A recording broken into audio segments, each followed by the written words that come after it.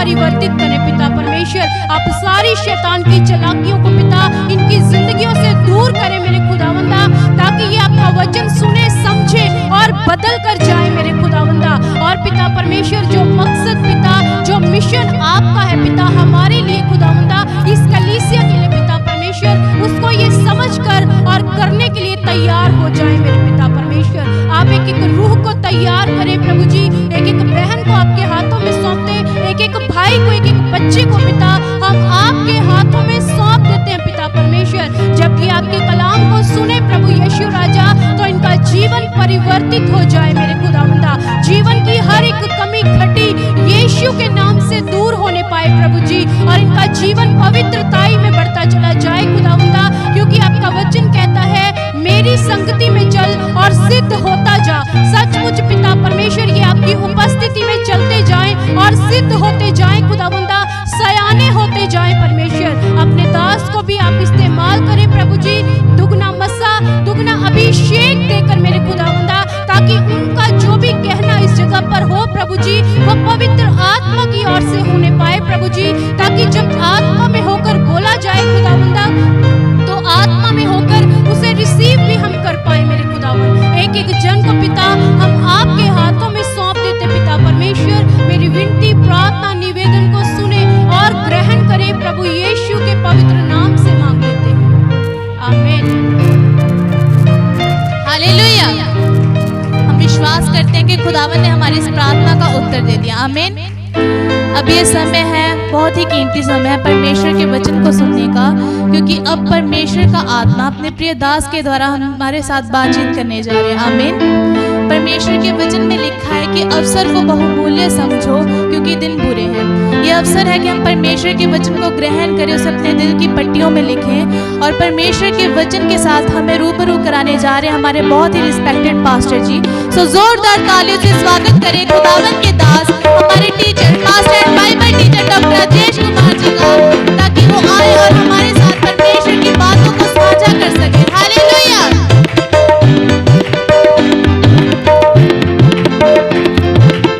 खुदावन आप सभी को ब्लेस करें।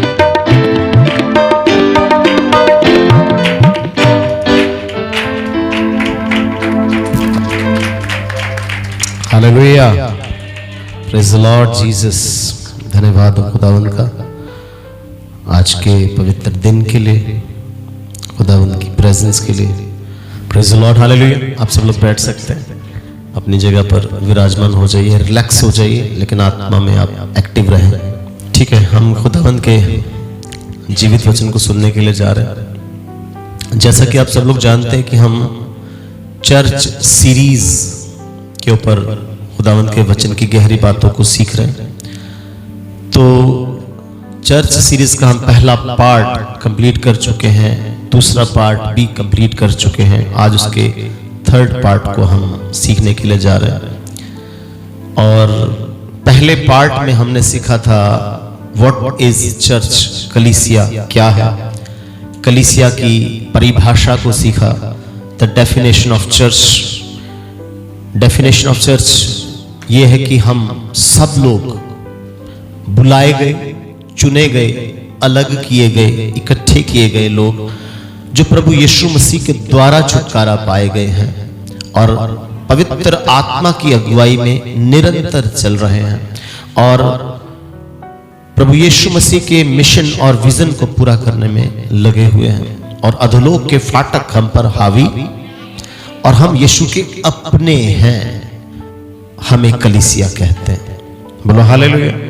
और दूसरे पार्ट में हमने किया what is the true meaning of growing church, church की बढ़ोतरी का सही अर्थ क्या है।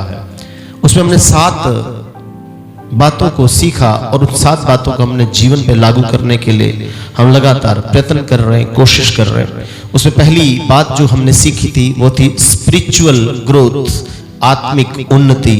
दूसरी बात हमने सीखी थी रिलेशनल ग्रोथ, आपसी संबंध में उन्नति। और तीसरी बात हमने सीखी थी न्यूमेरिकल ग्रोथ, नंबर में, गिनती में बढ़ना। चौथी बात हमने सीखी थी डॉक्ट्रिनल ग्रोथ, यानी खुदावंद यीशु की जो तालीम है, सही शिक्षा, उस शिक्षा में हमें ग्रो करना। पांचवी बात हमने सीखी थी मिनिस्ट्रियल ग्रोथ, यानी कि सेवकाई में हम सबको बढ़ चढ़ कर मिलकर हिस्सा लेना है। और छठी बात हमने सीखी थी मिशनल ग्रोथ, यानी कि खुदावंद यीशु के मिशन और विजन को हमने पूरा करना है। और सातवीं बात प्रेजेंस ग्रोथ, यानी खुदावंद के होली स्पिरिट की प्रेजेंस हमारी लाइफ में दिन प्रतिदिन बढ़ती चली जानी चाहिए। आज का तीसरा जो पार्ट है वो बड़ा इंपॉर्टेंट पार्ट है। जैसे एक ईंट जब दूसरी ईंट के साथ जुड़ती है तो दीवार बनती है, और एक दीवार जब दूसरी दीवारों के साथ जुड़ती है तो एक घर बनता है, एक भवन बनता है। ऐसे ही जब एक विश्वासी दूसरे विश्वासी के साथ जुड़ता है और विश्वासी मिलकर एक परिवार बनते हैं, और परिवारों को जब जोड़ा जाता है तब एक कलीसिया का निर्माण हो जाता है। तो खुदावंद आज मुझे और आपको एक वो विश्वासी बनाना चाहता है जो चर्च की ग्रोथ में एक महत्वपूर्ण योगदान दे रहा है। आज का जो हमारा तीसरा चर्च सीरीज का तीसरा विषय है कि कैसे एक विश्वासी चर्च की ग्रोथ में अपना योगदान दे सकता है। How a true believer give his potential, give his fuel in the growth of the church. अपनी सामर्थ, अपना ईंधन, अपनी ताकत कैसे चर्च की ग्रोथ में लगा सकता है, कितना योगदान दे सकता है, कितना कंट्रीब्यूशन दे सकता है। इससे पहले कि मैं इस थर्ड पार्ट को शुरू करूं, एक छोटा सा इंसिडेंट आपके साथ शेयर करना चाहता हूं। हमारे देश में एक राष्ट्रपति हुए हैं जिनका नाम था doctor APJ Abdul Kalam. Doctor APJ Abdul Kalam का एक बार किसी ने इंटरव्यू लिया, और उस इंटरव्यू के दौरान उनसे किसी ने पूछा कि डॉक्टर साहब, आपकी जिंदगी में वो कौन सा ऐसा लम्हा था जब आप बहुत खुश थे? क्या आप उस समय खुश हुए जब आप एक वैज्ञानिक बने, या आप उस समय खुश हुए जब आपने 5 मिसाइल्स को उड़ाया? और डॉक्टर एपीजे अब्दुल कलाम के द्वारा 5 मिसाइल को उड़ाया गया। उसमें एक मिसाइल थी पृथ्वी मिसाइल, एक थी आकाश मिसाइल, एक थी अग्नि मिसाइल, एक थी नाग मिसाइल, एक थी त्रिशूल मिसाइल। ये 5 मिसाइलें उनके द्वारा छोड़ी गई। तो उनसे पूछा गया, क्या जब आपने इन मिसाइलों को छोड़ा आकाश में तब आप बहुत खुश हुए? उसने कहा नहीं। और क्या तब आप खुश हुए जब आपने पोखरण में पहली बार न्यूक्लियर टेस्ट किया? उसने कहा तब भी मैं इतना खुश नहीं हुआ। और क्या तब आप खुश हुए जब आप इंडिया के, भारत के इतने बड़े देश के राष्ट्रपति बन गए? नहीं, मैं उस समय भी खुश नहीं हुई। तो आपकी सबसे ज्यादा खुशी की वो कौन सी घटना थी, हमारे साथ शेयर करें। उसने कहा मेरे जीवन की सबसे बड़ी खुशी की घटना वो थी कि 1980 के दशक में एक बार मेरा एक दोस्त मुझे एक ऐसे आश्रम में लेके गया, एक ऐसे ऑर्फनेज में लेकर गया जहां पर उन बच्चों को रखा गया था जो पैरालाइज्ड थे, यानी जिन्हें पैदाइशी पोलियो हो गया, पैरालाइटिक अटैक हो गया और उनकी टांगें बिल्कुल काम नहीं करती। उस आश्रम में मैंने बच्चों को देखा, लड़कियां लड़के जिनकी टांगें काम नहीं करती थी, पतली पतली टांगें थी, और उनकी टांगों में शिकंजे लगाए गए थे लोहे के, जिन्हें अंग्रेजी में प्रोस्थेटिक लिम्स कहते हैं, और उसको कैलिपर्स भी कहते हैं अंग्रेजी में। कैलिपर्स होते एक शिकंजा लोहे का, 4 किलो का इस टांग में, 4 किलो का इस टांग में लगाया, और बैसाखियों के साथ बच्चे चलते हैं। उस आश्रम में बच्चों की इस हालत को देखा तो मन में एक बड़ी चिंता हुई कि मुझे इन बच्चों के लिए कुछ करने की जरूरत है, क्योंकि एक टांग में 4 किलो, दूसरी टांग में 4 किलो, टोटल 8 किलो का वेट लेकर ये बच्चे चलते, और कई बार बच्चे चल भी नहीं पाते क्योंकि टांगों में इतनी जान ही नहीं। कहते इसके लिए मैंने एक बोझ लिया, एक रिस्पॉन्सिबिलिटी ली, और मैंने कहा कि कुछ ना कुछ इन बच्चों के लिए किया जाना चाहिए।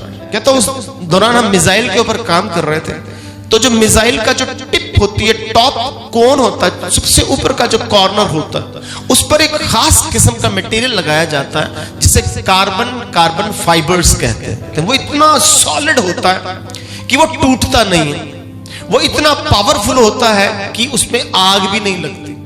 वो इसलिए टिप में लगाया जाता है क्योंकि जब मिसाइल को छोड़ा जाए तो उसे वातावरण का विरोध का सामना कर सके, हर तरह के एटमॉस्फेयर का सामना कर सके, ताकि वो टूटे ना, बिखरे ना, आग ना लगे, किसी तरह का नुकसान ना, वो टिप में लगाया जाता है। और उसकी कार्बन फाइबर की एक खास विशेषता ये भी है कि ये उस मिसाइल के वेट को हल्का कर देता है, कहता मुझे वहां से आइडिया मिला कि अगर ये मिसाइल के वेट को हल्का कर सकता है तो क्यों ना इन बच्चों के लिए प्रोस्थेटिक लिम्स ऐसे बनाए जाए, ऐसे कैलिपर्स बनाए जाए जिसमें ये कार्बन फाइबर्स लगाया जाए। तब हमने नए तरह के कैलिपर्स बनाए, नए तरह के प्रोस्थेटिक लिम्स बनाए जिनमें ये कार्बन फाइबर्स लगाया गया और 4 किलो का वो जो प्रोस्थेटिक लिम्ब था वो 400 ग्राम का बन गया। बोला हालेलुया। कितने ग्राम का बन गया? 400 ग्राम का। मतलब कि 4 किलो की जगह 400 ग्राम, तो कुछ भी वेट नहीं होता। तो उन बच्चों को जब वो प्रोस्थेटिक लिम्ब लगाए गए, वो कैलिपर्स लगाए गए, तो बच्चे बड़े आनंदित हुए, दौड़ने शुरू हो गए, वो फुटबॉल खेल रहे हैं, वो साइकिल चला रहे हैं। कहता वो मेरी जिंदगी का जो क्षण था, लम्हा था, वो परम आनंद का लम्हा था, सबसे ज्यादा खुशी का लम्हा था। बोलो हालेलुया। इस घटना से जब मैंने ये स्टोरी को सुना तो मैं बड़ा एक्साइटेड हुआ, मुझे बड़ा अच्छा लगा। मुझे ऐसा लगता है कि एक सच्चे मसीह विश्वासी को यीशु मसीह ने ऐसे ही बनाया। यीशु मसीह ने हमें वो कार्बन फाइबर बनाया। यीशु मसीह ने मुझे और आपको क्या बनाया? ताकि हम टॉप में रहें, टिप में रहें और हर विरोध का सामना कर सकें और एक दिन रैप्चर में उठाए, हम हल्के हो जाएं और उठाए जाएं, ऊपर चले जाएं। बोलो हालेलुया। यही मेरी और आपकी जिंदगी का मकसद है कि मुझे यीशु मसीह ने बोझ हल्का करने वाला बनाया, दूसरों के मन का, जिंदगी का, लाइफ का बोझ हल्का करके उसे रैप्चर के लिए तैयार करना, उसे मिसाइल की तरह ऊपर उड़ाने के लिए तैयार करना। एक दिन हम मिसाइल की तरह ऊपर उड़ जाने वाले हैं। हम हालेलुया हालेलुया कहते हुए उड़ जाने वाले हैं। बोलो हालेलुया। तो ये सब कब होगा? जब डॉक्टर एपीजे अब्दुल कलाम ने किसी का बोझ लिया, किसी की रिस्पॉन्सिबिलिटी ली, किसी के दर्द का इलाज। और खुदाबंद ने हर विश्वासी को ये रिस्पॉन्सिबिलिटी दी है कि लोग दुखी हैं, लोग परेशान हैं, लोग टेंशन में, उनकी प्रॉब्लम का हल करने के लिए मैंने तुम्हें एक विश्वासी बनाया। बोलो हालेलुया। ताकि आप उसकी समस्याओं का हल कर सकें। और इसीलिए आज का जो हमारा थर्ड पार्ट है कि एक सच्चा विश्वासी कैसे चर्च की ग्रोथ में अपना कंट्रीब्यूशन, अपना योगदान दे सकता है। अक्सर कई बार हमें लगता है कि चर्च की जो ग्रोथ है, चर्च की जो उन्नति है, चर्च की जो बढ़ोतरी है, चर्च का जो विकास है, चर्च की डेवलपमेंट है, वो पास्टर की रिस्पॉन्सिबिलिटी है। पास्टर की रिस्पॉन्सिबिलिटी तो है। इसको समझने के लिए थोड़ा आप मेरी तरफ ध्यान देंगे। जैसे मान के चलिए एक बॉडी है, क्या कभी हो सकता है कि शरीर का सिर्फ जो अंग सिर है, हेड है, सिर्फ वही काम करे और बाकी शरीर का कोई भी अंग काम ना करे? तो क्या उस बॉडी को हम कह सकते हैं कि डेवलप्ड बॉडी है, ये ग्रोइंग बॉडी है, ये तंदुरुस्त बॉडी? सिर्फ सिर काम कर रहा है, बाकी शरीर का ना हाथ काम कर रहा है, ना पांव काम कर रहे हैं, ना आंखें, ना कोई बॉडी का पार्ट काम नहीं कर रहा। ये पॉसिबल नहीं है। इसका मतलब वो एक तंदुरुस्त बॉडी, एक तंदुरुस्त शरीर नहीं है। इसका मतलब शरीर का हर अंग क्रियाशील होना चाहिए, एक्टिवेट होना चाहिए, काम करने वाला होना चाहिए। तो इसका मतलब ना केवल सिर की, क्योंकि चर्च का जो हेड है, चर्च का जो मुखिया है, चर्च का जो जिम्मेदारी का काम खुदावंद ने अपने दास, अपने दासी को दिया होता है। सिर्फ चर्च का पास्टर ही काम करे या दासी ही काम करे वही जरूरी नहीं, पूरी कलीसिया की रिस्पॉन्सिबिलिटी है। हर इंडिविजुअल की, हर व्यक्तिगत व्यक्ति की जिम्मेदारी है कि चर्च की ग्रोथ में वो पार्टिसिपेट करे। पार्टिसिपेट करने का मतलब फुल फ्लैज उसमें इन्वॉल्वमेंट उसकी दिखनी चाहिए। बोलो हालेलुया। तो आज हम वचन से पढ़ेंगे कि क्या सचमुच पास्टर की जिम्मेदारी है कि वचन कुछ और हमें सिखाता है। हम पढ़ेंगे इफिसियों की पत्री, उसका 4 अध्याय, उसकी 15 और 16वीं आयत। इफिसियों की पत्री पौलुस रसूल ने लिखी है और इफिसुस की कलीसिया को पौलुस रसूल ये पत्री लिखकर समझा रहा है। और इस पत्री में पौलुस रसूल क्या बात समझा रहा है, उसकी 4 अध्याय की 15 और 16 आयत को जब आप पढ़ेंगे तब आपको ये बात समझ में आएगा कि इंडिविजुअल व्यक्ति की जिम्मेदारी चर्च की ग्रोथ में कितनी इंपॉर्टेंट है। क्या सिर्फ पास्टर को काम करना है या चर्च के हर व्यक्ति की जिम्मेदारी बनती है? हम पढ़ेंगे जरा।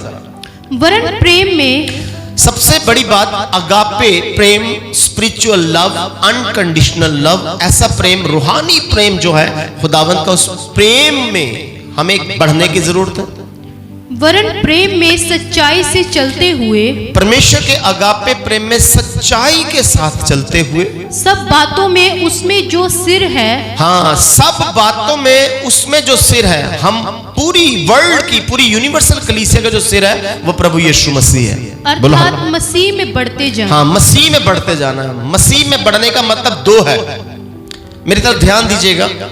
पहला मसीह में बढ़ना, यीशु मसीह में बढ़ना।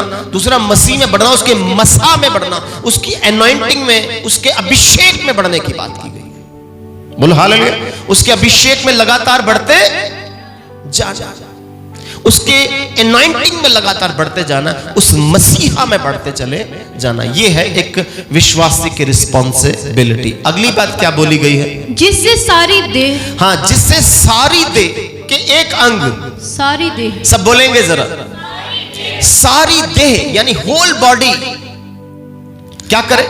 जिससे सारी देह हर एक जोड़ की सहायता से, सारी देह हर एक जोड़ की सहायता से। यहां पर हम रिलेशनल ग्रोथ की बात से देख रहे हैं। रिलेशनल ग्रोथ एक दूसरे के साथ जुड़े हुए होना। सारी देह, पूरी बॉडी ऑफ क्राइस्ट, पूरा चर्च जो है एक दूसरे के साथ जुड़े होने के कारण से एक साथ मिलकर, एक साथ मिलकर और एक साथ गठकर, एक साथ मिलकर, एक साथ गठकर, उस प्रभाव के अनुसार, उस प्रभाव के अनुसार जो हर एक अंग के ठीक ठीक कार्य करने के द्वारा, हर एक अंग के ठीक ठीक कार्य करने के द्वारा उसमें होता है, उसमें होता है, अपने आप को बढ़ाती है, अपने आप को बढ़ाती है। कलीसिया अपने आप को बढ़ाती है। चर्च अपने आप को बढ़ाता है कब? जब वो मिलकर, यानी कि सबकी इक्वल रिस्पॉन्सिबिलिटी है। एक विश्वासी की दूसरे विश्वासी के साथ जुड़कर, गठकर खुदा के चर्च को, खुदा की कलीसिया को बढ़ाने की उसकी जिम्मेदारी है, उसका कंट्रीब्यूशन है। बोलो हालेलुया। जैसे हमने ग्रोइंग चर्च के 7 पॉइंट्स को सीखा था कि चर्च जो है परफेक्ट होने के लिए उसे सिद्धता में आने की जरूरत है, ऐसे एक विश्वासी का भी सिद्धता में आना बड़ा जरूरी है। एक बिलीवर का भी सिद्ध होना बड़ा जरूरी है। सबसे पहला पॉइंट एक बिलीवर की लाइफ में क्या होना चाहिए? जब उसने यीशु पर विश्वास किया, उसने तौबा की, उसने बैप्टिज्म लिया और प्रभु की कलीसिया में शामिल हो गया। अब प्रभु की कलीसिया में आने के बाद डेली रूटीन में, डेली प्रोसेस जो उसका क्या है, रूटीन वर्क क्या है उसका, पहला पॉइंट जो है वो मेरे और आपके जीवन में होना चाहिए कि live as a true witness of Christ, यानी कि मसीह के सच्चे गवाह के रूप में जिंदगी जीना। पहला पॉइंट, मसीह के सच्चे गवाह के रूप में जीवन जीना। ये हर रोज की बात है, सिर्फ चर्च के भीतर, चर्च के अंदर रहने की बात नहीं है। आपकी जिंदगी का मकसद जो है एक विश्वासी का, क्योंकि वो विश्वासी तब चर्च की ग्रोथ में वो हिस्सेदारी दे सकता है, कंट्रीब्यूशन दे सकता है, अपना योगदान दे सकता है, जब वो ऐसा मसीह के अनुसार सच्चा जीवन जी रहा है। ठीक है, live as a true witness of Christ, यानी कि मसीह के सच्चे गवाह के रूप में वो अपनी जिंदगी जी रहा है। ये करना पड़ेगा, ये करना ही है, ये ऑप्शन नहीं है, ये हमें करना होगा, क्योंकि हमें खुदावंद ने चर्च बनाया, मुझे कलीसिया बनाया, मुझे चुना है, मुझे बुलाया, मुझे अलग किया गया है, मुझे इकट्ठा किया गया। I have to work for him, मुझे खुदा के काम के लिए चुना गया। बोलो हालेलुया। तो पहला पॉइंट क्या आपका? मसीह के सच्चे गवाह, सच्चे गवाह। हमने थोड़ी देर पहले डॉक्टर एपीजे अब्दुल कलाम का एग्जाम्पल सुना, उन्होंने कुछ बोझ लिया लोगों का। इसका मतलब मुझे मसीह का सच्चा गवाह बनकर लोगों का बोझ लेना पड़ेगा। ये रिस्पॉन्सिबिलिटी खुदा ने आपको दी है। अगर आप अपनी जिंदगी बेहतर तरीके से जीना चाहते हो, अपनी जिंदगी आनंद से जीना चाहते हो, मन में एक शांति रखकर जीना चाहते हो, तो आपको दूसरों के लिए काम करना पड़ेगा। बोलो हालेलुया। तो यहां पर हमने क्या देखा? पहला point, live as a true witness of Christ, यानी कि मसीह के सच्चे गवाह के रूप में जिंदगी जीना शुरू करना। और मसीह का जो सच्चा गवाह है वो एक रोशनी की तरह है, एक ज्योति की तरह है। जैसे एक कैंडल अगर जलती है तो वो दूसरी कैंडल को जला सकती, तो ऐसे ही एक विश्वासी के अंदर अगर गवाही का आत्मा काम कर रहा है, मसीह की गवाही का आत्मा काम कर रहा है। क्योंकि बाइबल कहती है जब पवित्र आत्मा तुम पर उतरेगा तब तुम सामर्थ पाओगे, तब तुम सामर्थ पाओगे और यरूशलेम से सामरिया, सामरिया से यहूदिया, यहूदिया से दुनिया के छोर छोर तक मेरी गवाही दोगे। जब पवित्र आत्मा की सामर्थ उतरती है तब आप ट्रू विटनेस ऑफ क्राइस्ट बनते हो, प्रभु यीशु के सच्चे मसीह के गवाह बन जाते हो। बोलो हालेलुया, बोलो हालेलुया। तो पवित्र आत्मा एक्टिवेट करता है आपको मसीह के सच्चे गवाह बनने के लिए, आपको एक ज्योति बनाता है। जब मत्ती 5 की 14 और 16 आयत को पढ़ते हैं तो लिखा है तुम जगत की ज्योति हो। प्रभु यीशु मसीह ने मुझे और आपको, हर विश्वासी को कहा तुम जगत की, you are the light of the world. Actually Yeshu Masih खुद है संसार की ज्योति। यीशु ने कहा मैं जगत की ज्योति हूं, जो कोई मेरे पीछे आएगा वो कभी अंधकार में ना चलेगा। लेकिन खुदावंद ने हर विश्वासी को भी क्या बनाया? ज्योति बनाया, ताकि वो विश्वासी दूसरों को अज्ञानता के अंधकार से बाहर निकाल सके। और लिखा है 16 आयत में तुम्हारा उजियाला मनुष्यों के सामने चमके ताकि तुम्हारे स्वर्ग पिता की जो स्वर्ग में उसकी बढ़ाई कर सके। कि सचमुच यार इनका परमेश्वर अद्भुत है। बोलो हालेलुया। तो आपका काम क्या है? एक ज्योति का काम है। और पहली सदी की कलीसिया जब उन्होंने 120 लोगों ने पवित्र आत्मा पाया और चर्च का काम शुरू किया तो वो एक दूसरे से मिलना नहीं छोड़ते थे, एक दूसरे की परवाह करना नहीं छोड़ते थे और मिलकर चर्च के काम को बढ़ाते थे और चर्च की ग्रोथ हो रही थी। तो सबसे पहले मैंने आपको बात बताई, जब तक एक ईंट दूसरी ईंट से नहीं जुड़ती तो दीवार नहीं बनती। जब तक एक विश्वासी दूसरे विश्वासी से नहीं जुड़ेगा, कैसे? बातें करने के लिए नहीं, इधर उधर की बातें करने के लिए, चुगलियां करने के लिए नहीं, बल्कि खुदा के काम को बढ़ाने के लिए, खुदा के काम में ग्रो होने के लिए जब वो एक दूसरे से मिलकर काम करेगा तो उसके साथ चर्च की ग्रोथ पॉसिबल है। बोलो हालेलुया। और इसको समझना बड़ा जरूरी है कि आप समुद्र में कभी जाएंगे तो समुद्र में एक लाइट हाउस होता है, लाइट हाउस होता है और उसमें ऊपर एक बहुत लाइट जलती है, टॉप में एक लाइट जलती है और बुझती है, जलती है बुझती है, ब्लिंक करती है वो लाइट। वो इसलिए जलाई जाती है कि दूर दूर से जो जहाज आ रहे हैं, पानी जहाज आ रहे हैं, बड़ी बड़ी शिप्स आ रही हैं, उन्हें डायरेक्शन दी जाए, उन्हें बताया जाए कि आगे खतरा है, इस तरफ मत जाओ, आप अपनी डायरेक्शन चेंज करो। तो ये जो लाइट हाउस है वो लोगों को दिशा देता है, नहीं तो जहाज भटक सकते हैं। पानी के बड़े बड़े जहाज, बड़ी बड़ी शिप्स हैं, वो क्या हो सकती हैं? भटक सकती है। मुझे और आपको खुदावंद ने उस लाइट हाउस की तरह बनाया ताकि जो लोग भटके हुए हैं उन्हें हम सही दिशा दिखा सके। क्योंकि यीशु मसीह ने जब जक्कई के घर यीशु आए तो यीशु मसीह ने कहा मनुष्य का पुत्र खोए हुओं को ढूंढने के लिए आया। बोलो हालेलुया। जो भटक चुके हैं उन्हें ढूंढने के लिए आए, और हम भी जो भटके हुए लोग हैं उनको सही दिशा देने के लिए एक लाइट हाउस का काम करें। तो खुदावंद मुझे और आपको एक रोशनी बनाकर, एक ट्रू विटनेस ऑफ क्राइस्ट बनाकर इस्तेमाल करना चाहता है। बोलो हालेलुया। यानी आज से मुझे और आपको क्या करने की जरूरत है? ट्रू विटनेस ऑफ क्राइस्ट, मुझे मसीह का सच्चा गवाह बनना। दूसरा पॉइंट है प्रीच द गॉस्पेल इंटेंशनली।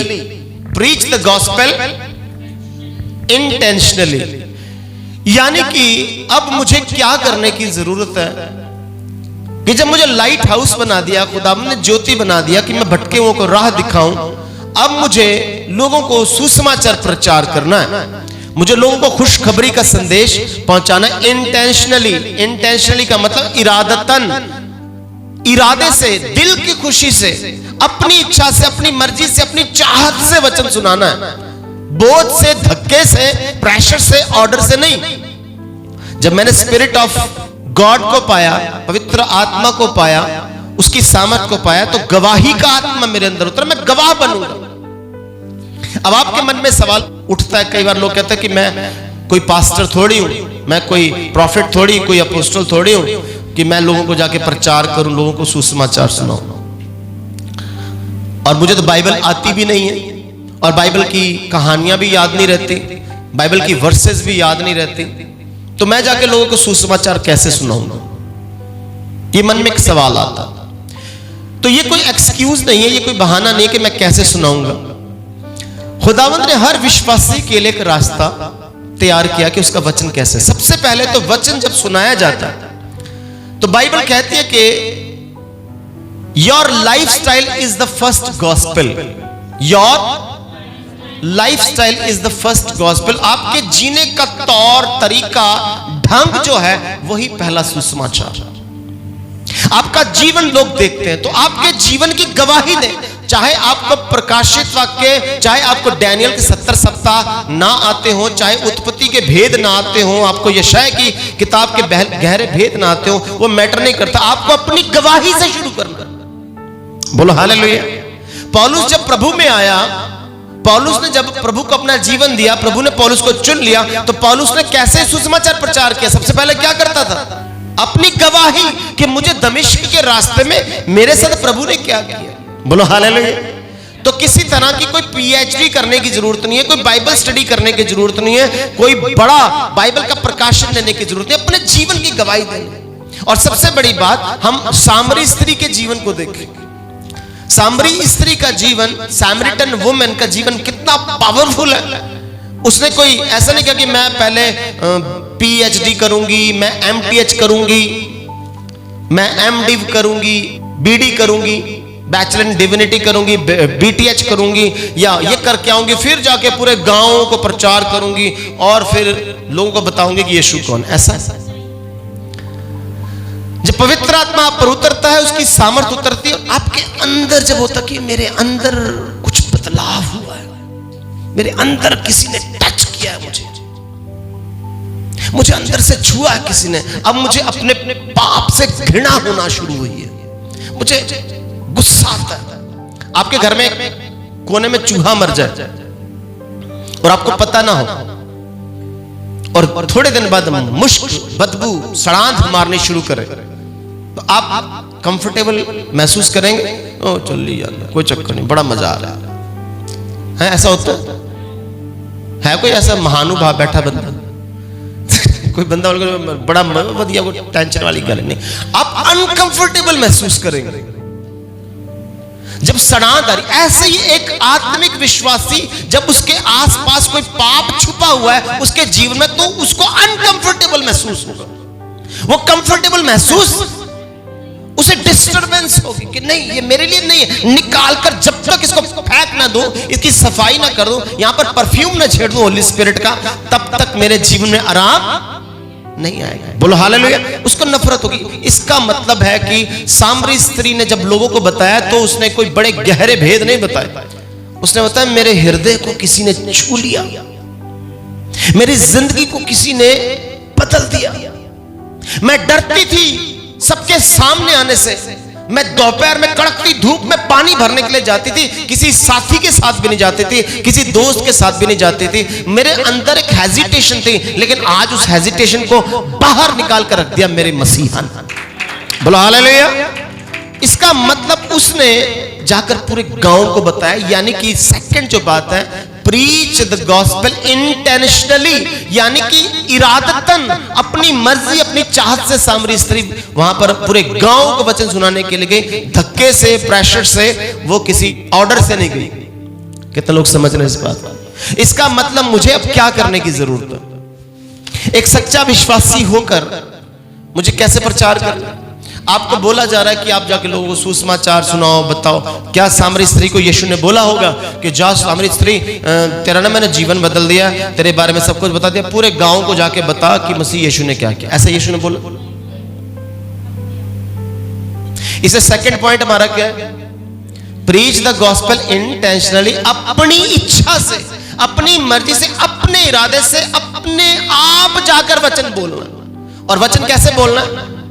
प्रकाशित वाक्य की किताब खोल लेने, डैनियल के 70 सप्ताह खोल लेने, जकरिया के दर्शनों का जिक्र करना। ऐसा हाँ, अपने बोला अब यार कोई कुछ हुआ है मेरे अंदर जिसने मेरे बोलने का तरीका चेंज किया, मेरे सोचने का तरीका चेंज किया, मेरे उठने बैठने को किसी ने अंदर से चेंज किया, और तेरे जीवन को भी चेंज कर सकता था।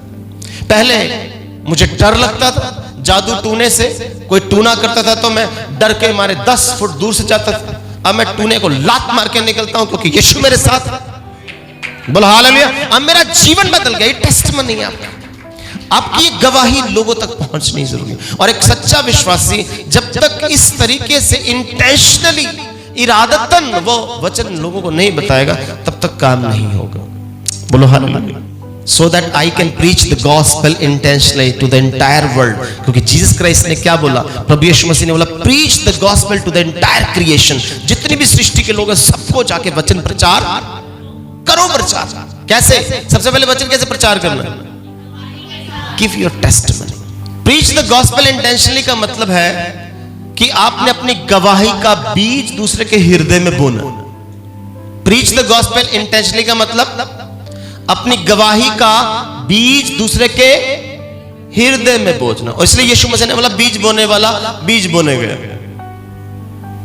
क्या समझ में आया? ऐसा नहीं कि जिस हृदय में आप बोने जा रहे हो, पता नहीं उसकी जमीन कैसी होगी, पथरीली जमीन है कि रास्ते वाली है, झाड़ियों वाली है, अच्छी भूमि, आपको नहीं पता, बट आपने उसके हृदय की धरती पर बीज बो दिया। ऐसा कोई भी धरती पर किसान नहीं है जो बिना बीज बोए लहराती हुई फसलों का आनंद ले। पॉसिबल है? बिना बीज बोए वो लहराती हुई फसलों का आनंद नहीं ले सकता। ऐसा कोई किसान नहीं है, ऐसा कोई विश्वासी नहीं है जो वचन का बीज बोए बगैर बहुत सारे लोगों को प्रभु में आता हुआ देखे। So you have to sow the seed, आपको वहां पर बीज बोना। बाइबल में लिखा है कि जो प्रभु का नाम लेगा वो उद्धार पाएगा। क्या लिखा है? ऊंची आवाज में बोले। अगली आयत में लिखा है, वो नाम कैसे ले जब उन्होंने विश्वास ही नहीं किया। वो नाम क्यों लेंगे, यीशु नाम क्यों लेंगे? क्योंकि उन्होंने यीशु पर विश्वास नहीं किया। अगली आयत में ये लिखा। तो वो विश्वास क्यों करेंगे जब तक उन्हें बताया ही नहीं गया? वो विश्वास जब तक प्रचारक के द्वारा ने बताया नहीं गया, तब तक वो विश्वास कैसे करेंगे? क्योंकि विश्वास सुनने से, सुनना मसीह के, हाँ, विश्वास कैसे आएगा लोगों के जीवन में? हम कहते लोग विश्वास नहीं कर रहे, भाई हम बता ही नहीं रहे। बताने का तरीका यह नहीं कि बाइबल की गहरी आयतें प्रकाशन दो, सबसे पहले जाकर छोटी से अपनी गवाही से शुरू करो। पौलुस कितना बड़ा स्कॉलर, इतना बड़ा विद्वान, वो अपनी गवाही से शुरू कर रहे हैं। तो हम क्या कर रहे हैं? हम कंफ्यूज हो यार, बाइबल की कहां से बात शुरू करनी है, कहां से शुरू करना, मुझे तो बोलना ही आता, पास्टर जी ने मिलाइए फोन। नहीं, ऐसा नहीं है। आप प्रार्थना करें और शुरू करें अपनी गवाही कि यार मेरे जीवन में भी ना तेरे वाली हालत थी, मैं भी तेरे जैसा ही नेगेटिव सोचता था, मैं तेरे जैसे ही निराश हो जाया करता था, मैं तेरे जैसे ही टूट जाता था, तेरे जैसे घबराहट होती थी, लेकिन अब मुझे नहीं होती। अब मुझे पता है मेरा प्रभु मेरे, उसने कहा देखो मैं जगत के अंत तक तुम्हारे, अंग्रेजी में लिखा behold I am with you till the end of the world. लेकिन एक ग्रीक भाषा में वर्ड वहां पर बिहोल्ड नहीं है। ग्रीक भाषा में ऐसा लिखा देखो, ग्रीक भाषा में लिखा मेक इट श्योर, इसे पक्का कर लो कि मैं तुम्हारे साथ हूं। बोलो हालेलुया। इसे डेफिनेट कर लो, इसे कंफर्म कर लो, इसे पक्का निश्चित सुनिश्चित कर लो। Make it sure, be sure that I am with you till the end of the world, मैं दुनिया के अंत तक तुम्हारे साथ हूं। जब ये बात आपको अंदर आती है, आप बताओगे बहन तुझे घबराने की जरूरत, भाई तुझे डरने की जरूरत, मैं भी तेरे जैसे घबरा जाती थी, मैं टूट जाती थी, मैं उलझ जाती थी। जब से वचन पढ़ना, वचन सीखना शुरू किया, दुआ करनी शुरू की, संगति में रेगुलर हुए, चर्च जाना शुरू किया, चर्च का हिस्सा बनना शुरू किया, तब मुझे पता चला कि मुझे अब घबराने की जरूरत नहीं है। तू भी मेरे साथ रेगुलर चर्च का हिस्सा बन, क्योंकि हम चर्च की ग्रोथ का हिस्सा बनने जा रहे हैं। एक विश्वासी की ड्यूटी चर्च की ग्रोथ का हिस्सा बनना। बोलो हालेलुया।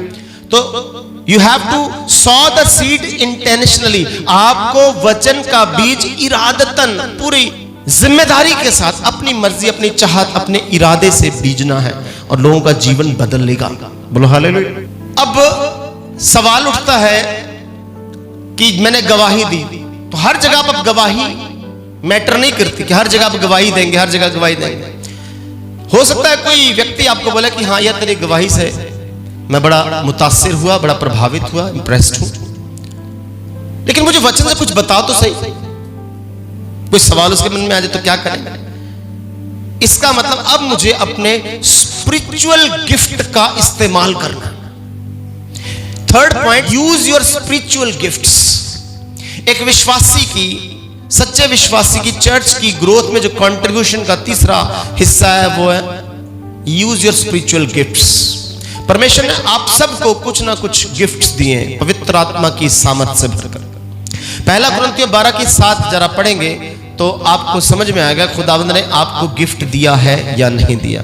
गिफ्ट क्यों दिया है? ताकि सिर्फ आपकी नहीं, आपके द्वारा दूसरों की भी उन्नति हो सके, दूसरों का भी उद्धार हो सके, छुटकारा हो सके, वो भी सैल्वेशन को पाए, प्रभु यीशु के करीब आए, मुक्ति के रास्ते पर चले। पहला कुरिन्थियों 12:7 वहां पर क्या लिखा है कि जब पवित्र आत्मा के वरदान दिए गए, गिफ्ट्स ऑफ होली स्पिरिट दिए गए, तो क्यों दिए गए, मकसद क्या है? किंतु सबके लाभ पहुंचाने के लिए, किंतु सबके लाभ पहुंचाने के लिए हर एक को आत्मा का प्रकाश दिया जाता है। हर एक को, हर बिलीवर को आत्मा का प्रकाश दिया जाता है, दिया गया है। आप बोल सकते हैं कि मुझे आत्मा का प्रकाश मिला है, पर मैं उसे यूज नहीं कर रहा, मैं उसे इस्तेमाल नहीं कर रहा। आप सबको दिया, आप सबके अंदर खुदावंद ने कोई ना कोई स्पिरिचुअल गिफ्ट दिया है। क्या समझ? जैसे मान के चले हमारे बीच इबादत लॉ कर रही है, तो ये इसकी जो सेकुलर स्टडी है, दुनियावी पढ़ाई है, इसे ये खुदा के काम में इस्तेमाल कर सकती है। गिफ्ट दिया। अब ये रात दिन जो ईबू पढ़ाई कर रही है वो हम नहीं कर सकते, हमें पता ही नहीं आईपीसी की फलानी धारा कौन सी धारा किधर लगेगी, किस प्रॉब्लम का क्या हाल है लगेगी, कौन सी धारा कहां पर लगेगी, तो ये सब उसको पता है। तो ये इस चीज को, अपने इस टैलेंट को, अपने इस गिफ्ट को कहां इस्तेमाल कर सकती है? क्योंकि पीछे हम एक मीटिंग में गए थे, उस मीटिंग में हमारे को वहां पे क्रिश्चियंस लॉयर्स मिले थे, एडवोकेट मिले थे, और उनसे हमने हमारी बात हुई। तो वो मसीह लोगों का जो परसिक्यूशन का केस है फ्री ऑफ कॉस्ट लड़ते, एक पैसा नहीं देते। और बड़ी अच्छी मीटिंग हुई थी, उस मीटिंग में हमने पार्टिसिपेट किया था। तो मेरे मन में एकदम ईबू का ख्याल आया कि ईबू को भी ज्वाइन करना चाहिए उस सिस्टम को, ताकि अपने सेकुलर फील्ड के साथ साथ you have to be connected with the lord, खुदा के साथ, खुदा के चर्च का सिर्फ हमारा चर्च ही नहीं है, पूरा यूनिवर्सल चर्च है, पूरा वर्ल्ड जो प्रभु के विश्वास में चल रहा है। मैं हर चर्च के लिए एक ब्लेसिंग का कारण बनने की जरूरत है। मैं आपको स्पिरिचुअल गिफ्ट की बात बता रहा हूं कि आप अपने गिफ्ट को कैसे इस्तेमाल कर सकते हैं। यहां लिखा है यूज योर स्पिरिचुअल गिफ्ट, अपने आत्मिक गिफ्ट को इस्तेमाल करना। आप सबको खुदावंद ने कोई कोई गिफ्ट दिए। आज अली को तबला बजाने का गिफ्ट है, तो अली तबला बजाने का गिफ्ट है। किसी को गीत गाने का गिफ्ट है, जैसे गोपी ने आज अच्छा गीत गाया है ना। किसी को सेवा करने का गिफ्ट है। सबके गिफ्ट अलग अलग है।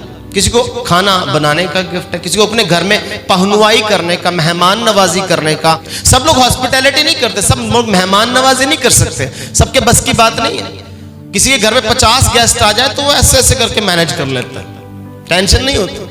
और किसी के घर में 2 मेहमान आ जाए तो उसके रंग उड़ जाते हैं, उसको समझ नहीं आता करना की है, पानी देना कि चाह देनी कि कोल्ड ड्रिंक देनी, और पछा फिरता उड्या फिरता, समझ नहीं आती की करना, कंफ्यूज, क्योंकि गिफ्ट नहीं है, सबका अलग अलग गिफ्ट है।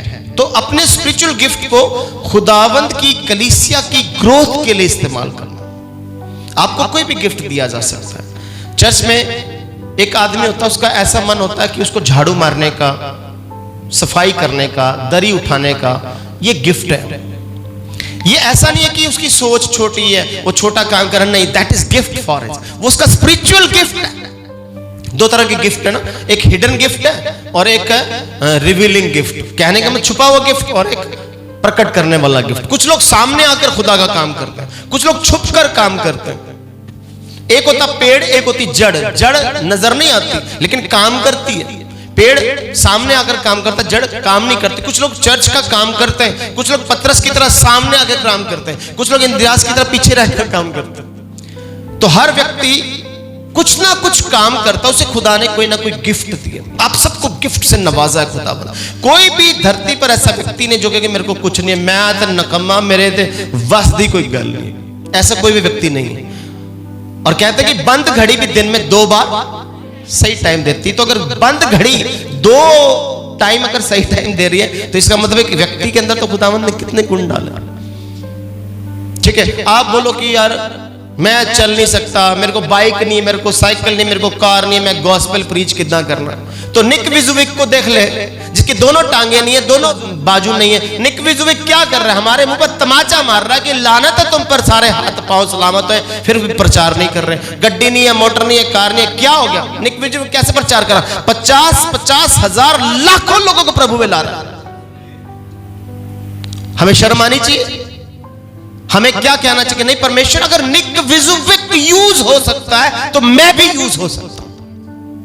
मैं भी गॉस्पेल प्रीच कर सकता हूं, मैं भी खुशखबरी का संदेश दे सकता हूं, मैं भी बता सकता हूं। गॉस्पेल प्रीच करना कोई बड़ी बात नहीं। जहां पर जब जसकरण बोल रहा था ना, बोल रहे कैसे बोल रहे हैं, नहीं, ये है नेचुरल लैंग्वेज। क्या है? इसी लैंग्वेज में प्रचार करना है, इसी भाषा में बताना लोगों। यानी कि मेरे को बड़ी स्पष्ट भाषा आएगी, अच्छे अच्छे शब्द आएंगे, बड़े बड़े पावरफुल वर्ड बोलूंगा, तब जाके प्रचार हो। नहीं, परमेश्वर आपकी आम भाषा से भी लोगों को मुतासिर प्रभावित कर सकता। बस आपके अंदर स्पिरिट ऑफ गॉड एक्टिवेट रहना चाहिए। वो प्रेजेंस, जो 7वां पॉइंट हमने किया था, क्या? The presence growth. आपकी पवित्र आत्मा की प्रेजेंस आपके अंदर ग्रोथ करनी चाहिए। बोलो हालेलुया। तो आपने क्या करना है? 3rd पॉइंट क्या बताया आपको? कि यूज योर स्पिरिचुअल गिफ्ट। ये जो स्पिरिचुअल गिफ्ट है, ये आपकी बॉडी का एक स्पेशल ऑर्गन है। ये स्पिरिचुअल गिफ्ट जो है, बॉडी में 2 तरह के हिस्से होते हैं। मैंने जैसे पहले बताया ना, पेड़ नजर आता है, जड़ नजर नहीं आता। ऐसे हमारी बॉडी में जो पार्ट्स नजर आते हैं उन्हें बॉडी पार्ट्स कहते हैं, जो हिस्से नजर आते हैं। और जो हिस्से नजर नहीं आते उन्हें बॉडी ऑर्गन्स कहते हैं। क्या कहते हैं? बॉडी के अंदरूनी अंग जो नजर नहीं आते उन्हें बॉडी ऑर्गन्स कहते हैं। और इसको समझना जरा। मान के चलिए कि आपकी 2 किडनियां हैं और एक किडनी आपकी निकाल दी जाए तो आप मरोगे नहीं। 2 किडनी में से एक किडनी निकाल दी जाए तो आप मरोगे, लेकिन वीक हो जाएंगे। आप वो भार नहीं उठा पाएंगे, वो सामर्थ्य का काम, वो बल का काम, वो दौड़ने का काम नहीं कर पाएंगे जो आप दोनों किडनी वाले व्यक्ति कर सकते हैं। मरे नहीं है, लेकिन कमजोर हो गए। इसका मतलब जब आप स्पिरिचुअल गिफ्ट अपने इस्तेमाल नहीं कर रहे, आप मरे नहीं है, बट आप वीक है। चर्च ग्रो नहीं करेगा, आपकी तरह चर्च बढ़ेगा, क्योंकि you are the part of church and you have to contribute for the growing of church. आपने चर्च की ग्रोथ के लिए हिस्सा देना है। तो कैसे करोगे? क्योंकि आप वीक हैं, क्योंकि आप अपना ऑर्गन नहीं इस्तेमाल करें। तो स्पिरिचुअल गिफ्ट आपके इंटरनल ऑर्गन्स हैं, वो ऑर्गन जो आपको पावर देते हैं। एक आदमी है, उसकी 2 टांगे, एक टांग कट गई एक्सीडेंट में, वो मरेगा नहीं, लेकिन कमजोर हो गया, प्रॉपर नहीं चल पाएगा। इसका मतलब चर्च प्रॉपर नहीं चल पा रहा, इसका मतलब मेरा बाहरी पार्ट जो है वो टूटा हुआ। इट मींस मुझे कुछ करने की जरूरत है, मुझे प्रोस्थेटिक लिम्स लगाने की जरूरत है, मुझे वो कैलिपर्स लगाने की जरूरत है ताकि प्रॉपर चला जा सके। कितने लोग समझ रहे हैं इस बात को? बोलो हालेलुया। तो खुदावंद ने आपको स्पिरिचुअल गिफ्ट्स दिए।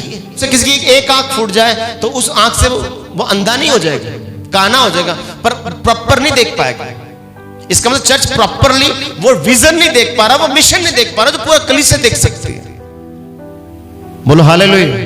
तो आपको अपने स्पिरिचुअल गिफ्ट्स को क्या करना है? यूज करना। कैसे करना है? आप बोलोगे पता नहीं मेरे अंदर पवित्र आत्मा है भी के नहीं। गिफ्ट प्रभु ने मैंने दिता भी है कि आपको पता है आपको दिया है कि नहीं दिया? कैसे आप कंफर्म करेंगे? हम थ्योरी करते जा रहे हैं। हम क्या कर रहे हैं? थ्योरी। इसको प्रैक्टिकल नहीं करें। जब किसी के पास जाएंगे उसके सर पर हाथ रख के प्रार्थना करेंगे, यीशु के सामर्थी नाम में प्रभु इस बहन को चंगा कर, इस भाई को चंगा कर, इसके जीवन में शांति लेकर आ, सुकून लेकर आ, जो प्रॉब्लम है दूर कर यीशु के नाम में। और दूसरे दिनों बोलते कि यार आपने दुआ की थी, क्या हुआ? मेरा काम बन गया। तो आपको क्या पता होना चाहिए आपके अंदर क्या है? Full of gift. आप गिफ्ट से भरे। जब आप मोबाइल लेने गए तो charger, earphone, data cable, instruction guide वो सब साथ में आई, वो डब्बा, बिल सब साथ में आया। लेने तो मोबाइल गए थे। तो जब आपके अंदर पवित्र आत्मा आया तो गिफ्ट सारे दे दिए गए, पर आप यूज नहीं कर रहे। You are not using. क्या समझ रहे हैं? परमेश्वर ने आपको गिफ्ट दिए हैं पर आप यूज, बुद्धि का गिफ्ट दिया कि नहीं दिया? पहला गिफ्ट कौन सा है? बुद्धि का, ब्रेन दिया कि नहीं दिया? ज्ञान का गिफ्ट दिया कि नहीं दिया, विश्वास का गिफ्ट दिया कि नहीं, हम यूज ही नहीं कर रहे। बाइबल का विश्वास का जो गिफ्ट है वो आप सबको दिया गया। आप कहते पता नहीं मेरे को दिया कि नहीं, मेरा काम बनेगा कि नहीं बनेगा, पता नहीं गल बननी कि नहीं बनी, ओवर गिफ्ट यूज नहीं कर रहे। उसी टाइम बोलो कि मुझे विश्वास है मेरे गिफ्ट पर, ये गिफ्ट इंसान का नहीं परमेश्वर का हो जाएगा, खुदा ऐसा कर देगा। तो विश्वास करने वालों के द्वारा सब कुछ हो सकता है। सो यूज योर स्पिरिचुअल गिफ्ट्स। आपको खुदा ने गिफ्ट्स दिए और इन गिफ्ट्स को आपने तोड़ों की तरह इस्तेमाल करना। नहीं इस्तेमाल करोगे तो ये घटेंगे, बढ़ेंगे नहीं। खुदावंद चाहता है ये तोड़े क्या हो जाए, डबल क्या हो जाए, ये गिफ्ट्स क्या हो जाए, डबल हो जाए। क्या समझे? परमेश्वर ने मुझे पास्टर बनाया, परमेश्वर ने मुझे इवेंजलिस्ट बनाया, परमेश्वर ने मुझे टीचर बनाया, परमेश्वर ने मुझे आज राइटर भी बना दिया, मैं आज किताबें में लिखाता हूं। परमेश्वर ने मेरा एक और गुण बढ़ा दिया, मैं किताब लिख रहा हूं, मुझे किताब लिखने का शौक पैदा हो गया। मुझे लिखने का शौक हो गया कि मैं जो लिखना है अपनी गहरी बातें जो खुदा देता है लिख दो। कई बार नई बातें बता सकता मैं किसी को, सारी बातें नहीं बयान की जा सकती, तो लिख डालो। बोलो हालेलुया। तो खुदा आपके इस गिफ्ट्स को क्या करता है, इंक्रीज करता है, बढ़ाता है। तो इसका मतलब खुदा ने दिया है। ऐसे खुदावंद ने आप सबको अलग अलग मसा दिया, तो आप इस्तेमाल हो सकते हैं। बोलो हालेलुया। मैं कर सकता हूं पर करता, क्या समझे? मैं कर सकता हूं इट मींस मैं करना चाहता हूं, मैं नहीं कर सकता मैं करना। आप क्या समझ रहे हैं इस बात को? अब एपीजे अब्दुल कलाम कह सकते मैं करते सकता, मैं क्यों कराया था, मैनू ये आश्रम के बच्चों ना की लेना देना, मैं कर सकता हूं इन बच्चों के लिए, मैं क्यों करूं, मेरा तो मिसाइल का काम है, मैं बच्चों के प्रोस्थेटिक लिम्स बनाकर क्या करूंगा, मेरे को क्या जरूरत है इनका बनाने की। समझे? पर एक होती इनर पीस, अंदर की शांति। उसे यह पूछा गया कि तेरे मन की सबसे बड़ी वो परम खुशी का दिन कौन सा था? तो उसने बताया वही जब बच्चे उछल रहे थे, साइकिलें चला रहे थे, उनके माँ बाप के चेहरे पर मुस्कुराहट थी, वो मेरी खुशी का सबसे बड़ा दिन था। बोलो हालेलुया, बोलो हालेलुया। और हमारे पिता परमेश्वर की खुशी का सबसे बड़ा दिन कौन सा? जब हम रैप्चर में उठाए जाएंगे। बोलो हालेलुया। जब हम रैप्चर में वो सबसे ज्यादा खुश होगा कि मेरे बच्चे आज तैयार हैं। बोलो हालेलुया। आपने अपने गिफ्ट्स इस्तेमाल किए और लोगों के लिए प्रार्थना कर रहे हैं, दुआ कर रहे हैं, उन्हें चर्च में लेकर आ रहे हैं, उन्हें मोटिवेट कर रहे हैं। अब बाइबल का एक और हुक्म है जो यीशु के द्वारा दिया गया, go and make disciple, make disciples others, दूसरों को चेला बनाना। चौथा पॉइंट, दूसरों को चेला बनाना। पौलुस ने तीमुथियुस को अपना चेला बनाया और तीमुथियुस ने आगे कई लोगों को चेला बनाया और यीशु मसीह ने 12 चेलों को चेला बनाया। 12 चेलों ने 120 को, 120 ने 3000 को, राह से बढ़ता चला गया। प्रोसेस, ये प्रक्रिया आज पूरे वर्ल्ड में बढ़ती चली जा रही है। तो हर विश्वासी का चर्च की ग्रोथ में जो कंट्रीब्यूशन है वो ये है कि दूसरे विश्वासी को चेला बनाना। अब इस चेला बनाने की प्रक्रिया को समझना बड़ा जरूरी है, इस प्रोसेस को समझना जरूरी है। तो यहां पर पौलुस तीमुथियुस को क्या कहता है कि जो बातें तूने मुझसे सुनी है उन्हें विश्वास योग्य लोगों को सौंप दे। पढ़े जरा क्या लिखा है। और जो बातें तूने बहुत से गवाहों के सामने मुझसे सुनी हैं। हाँ, पौलुस कहता है जो बातें बहुत से गवाहों के सामने तूने मुझसे सुनी है उन्हें विश्वासी मनुष्य को सौंप दे। हाँ, उसे विश्वासी है, विश्वास योग्य, जो लायक है, यानी कि जिसको मर्जी चेला बना दिया, जो इंटरेस्ट ले रहे हैं, जो विश्वास योग्य, उनको सौंप दे, जो दूसरों को भी सिखाने के योग्य हो। हाँ, जो दूसरों को भी सिखाने के योग्य। पिछला पॉइंट भूलना नहीं, स्पिरिचुअल गिफ्ट की बात की। स्पिरिचुअल गिफ्ट को यूज करके चेला बनाना, अपनी बुद्धि, अपना तजुर्बा, अपना स्वार्थ, अपना मतलब यूज करके किसी को चेला नहीं बनाना। Don't try to be over smart. खुदा जानता है, मनों को, गुर्दों को जांचने वाला, जानने वाला खुदा है। वो आपकी इस चालाकी को जानता है। आप चेला उसे अपना नहीं बनाए, मसीह का चेला बनाए। चेला बनाने का मतलब क्या है? उसे वो बातें मानना सिखाओ। यीशु कहता जो मैंने तुम्हें मानना सिखाई। यीशु मसीह ने क्या सिखाया अपने चेलों को? सेवा करना, करवाना। हाँ, जो आपके घर में आए पहले उसकी सेवा करो। पहले दिन उस रसोई च बाड़ता तो कहता मैं चेला बनाने लगा, पास्टर इनू मैं चेला बनाना, चंगा टका के चेला बनाना, ते बन गया चेला। This is not biblical method, ये बाइबल का तरीका, यीशु का तरीका नहीं। आपने जांचना, मुझे स्पिरिचुअल गिफ्ट इस्तेमाल करना, इस बहन को इज्जत देनी है, सम्मान देना है, प्यार देना, रिलेशन बिल्ड करना है, ताकि ये खुद जाके किचन में बोले दीदी आप मत काम करो मैं करती हूं। इंटेंशनली जाके काम करे, वो अपनी खुशी से काम करे, वो अपनी खुशी से सेवा करे कि नहीं मैं आपकी हेल्प करवाता हूं। जब वो आपको सेवा करते देखेंगे, जब उन्होंने यीशु को पांव धोते देखा, यीशु को नम्र होते देखा, तो उन्होंने क्या किया, खुद भी काम करना शुरू किया। तो ये आपको चेला बनाने के प्रोसेस को समझना है। चेला कैसे बनाना, पौलुस ने तीमुथियुस को चेला बनाया, तीमुथियुस ने आगे कई लोगों को चेला बनाया। चेला बनाने का मतलब है कि उन्हें प्रॉपर बाइबल में तैयार करना। ऐसा नहीं कि आप चेला बना रहे हो उन्हें और आप चर्च में 11:30 बजे आ रहे हैं, तो चेला कितने बजे आएगा? आपको उसे सिखाने के लिए पहले खुद डिसिप्लिन शो करना। मैं चर्च में 8:45 बजे पहुंचता हूं, वर्शिप की मेरी रिस्पॉन्सिबिलिटी, मेरी चर्च की सफाई की रिस्पॉन्सिबिलिटी, मेरी सेवा की रिस्पॉन्सिबिलिटी मुझे खुदा ने दिया। इंटेंशनली करना है काम, अपने इरादे से काम करना। इसका क्या अर्थ है? इसका अर्थ यह है कि मुझे अपने स्पिरिचुअल गिफ्ट्स को इस्तेमाल करके लोगों को चेला बनाना। किसका? मसीह यीशु का चेला बनाना, ताकि वो प्रॉपर चर्च में आना सीखे, चर्च में बैठना सीखे। यह नहीं कि चर्च में आया उसके बच्चे टिके ही ना, वो खुद बाहर 10 चक्कर काटे, तो क्या आपने चेला बनाया? चेला बनाने का मतलब उसकी लाइफ में एक डिसिप्लिन, जो आपके जीवन में आप उसकी लाइफ में वो डिसिप्लिन ट्रांसफर कर दो। बोलो हालेलुया।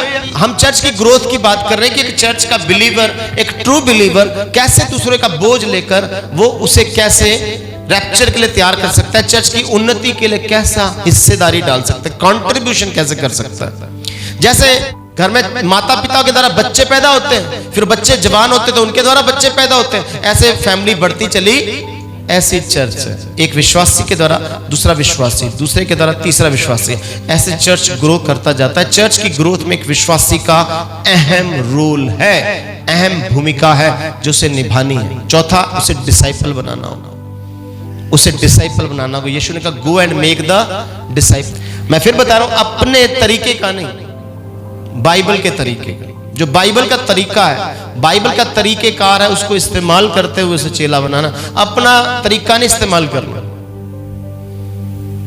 ठीक है। एक बार हम तो किसी के घर में पास्टर, उन्होंने चाय वाय रखी, बिस्किट बुस्किट रखे और एक थाली में उन्होंने बादाम रख दी। तो उस पास्टर की भी डेथ हो गई, और उस पास्टर का स्वभाव आपको बता रहा हूं, उसके चेले भी उसके साथ थे। तो उन्हें चाय वाय पीने के बाद पास्टर ने क्या किया, बादाम की थाली से मुट्ठी भरी और जेब में डाली।